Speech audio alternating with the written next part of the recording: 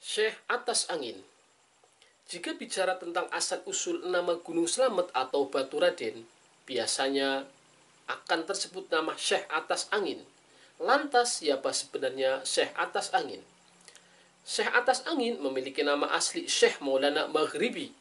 Beliau konon adalah seorang mubaligh atau penyebar agama Islam yang berasal dari negeri Turki. Asal mula beliau datang ke tanah Jawa konon karena mengikuti sebuah cahaya misterius. Karena melihat cahaya tersebut, Syekh Maulana Maghribi bersama Haji Datuk dan para pengikutnya sepakat untuk mengikuti keberadaan cahaya tersebut hingga akhirnya sampailah keduanya di tanah Jawa. Pada awalnya mereka berlabuh di sekitar Pantai Gresik, Jawa Timur. Namun cahaya tersebut terlihat di arah barat.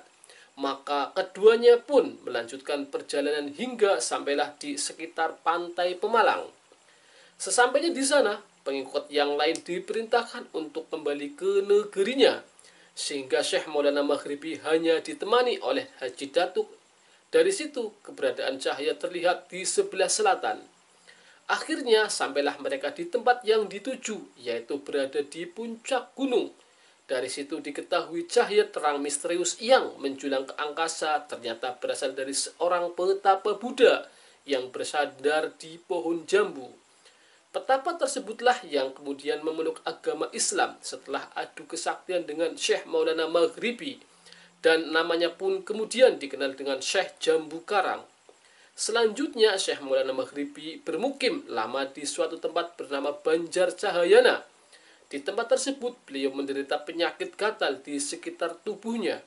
Karena begitu sulit disembuhkan, Syekh Maulana Maghribi kemudian sholat dan memohon petunjuk kesembuhan kepada Allah Subhanahu wa Ta'ala. Setelah berdoa, akhirnya beliau mendapatkan ilham agar pergi ke Gunung Gora atau nama lama Gunung Slamet dalam suatu versi. Syekh Maulana Maghribi dengan ditemani dengan Haji Datuk akhirnya pergi ke Gunung Gora. Setelah sampai ke Gunung Gora, Syekh Maulana Maghribi memerintahkan agar Haji Datuk meninggalkannya dan beristirahat di tempat yang datar. Akhirnya Syekh Maulana Maghribi meneruskan perjalanan seorang diri menuju tempat kepulan asap.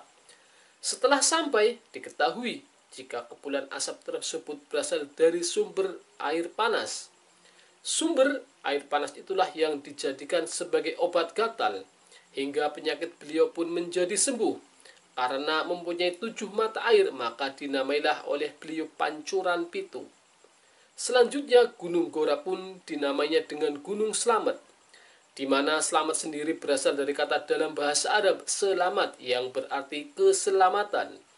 Selama Syekh Maulana Maghribi berada di Pancuran Pitu, ternyata Datuk Haji masih setia berada di tempat yang beliau perintahkan. Maka dari itu, Haji Datuk kemudian diberi julukan Haji Datuk Rasuldi. Rasuldi sendiri berarti batur yang baik. Dari nama Batur Adi tersebutlah konon tercipta nama Batu Raden hingga sekarang. Di kemudian hari, Syekh Maulana Maghribi dikenal dengan Syekh Atas Angin karena beliau berasal dari tempat yang jauh. Makam atau petilasannya pun kini dapat kita temui di Batu Raden dekat Pancuran Pitu.